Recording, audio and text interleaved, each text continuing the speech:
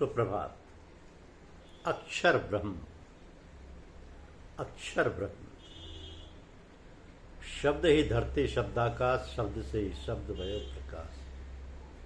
सगली सृष्टि शब्द के पीछे, नानक शब्द घटा घटा से।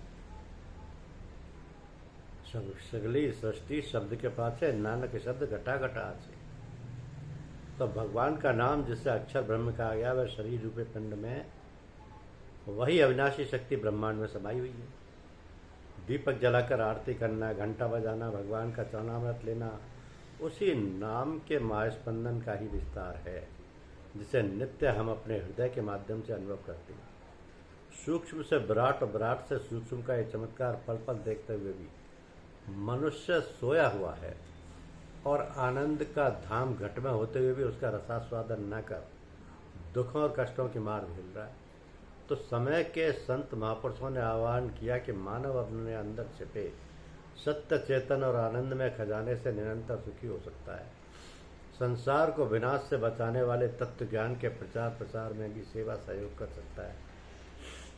जब मानव का भीतरी आवरण स्वच्छ, विशुद्ध और प्रभु नाम से नॉर्मल होगा, तभी बाहरी जगत का पर्यावरण संरक्षण संभव होगा।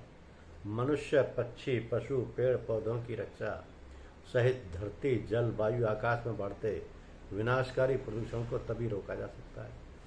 सेवा कार्यों के साथ ही मानव चेतना जागृत करने हेतु आध्यात्मिक ज्ञान का आत्म संस्कार जगाना भी अति अनिवार्य है, क्योंकि सत्संग ही एकमात्र सहारा है जिससे मनुष्य के अंदर चेतना जागरण का सूत्रपात किया जा सकता है। आध्यात्म ही भारत की प्राचीनतम विरासत है, जिसे लाखों वर्षों से अनगिनत संत, महापुरुष एवं ऋषि मुनियों ने समय समय पर जिज्ञासुओं को प्रदान कर समाज को विनाश से बचाया है।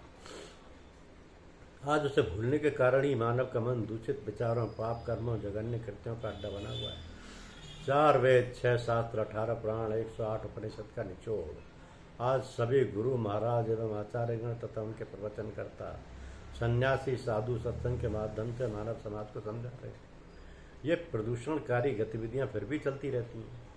धरती, जल, हवा, आकाश सब में मानव मन की गंदगी जीवन में विनाशकारी रोगों आदि के रूप में संकटहारी हो जाती है।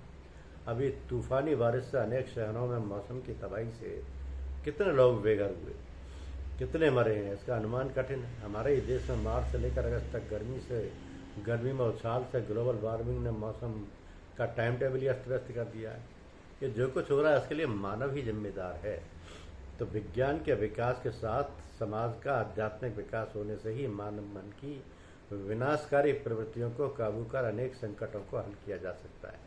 आध्यात्म के बिना एकांगी अर्थात भौतिक प्रगति विनाशकारी हो जाती है।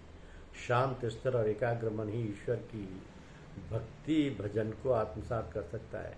संसारी विषयों में लीन मानव प्रभु से दूर जाकर इस बेकाबू मन पर अंकुश नहीं लगा सकता। पूजा, नमाज, अरदास, ध्यान और तीर्थ, व्रत या माला फेरते हुए भी मन 10 दिशाओं में चलायमान रहता है।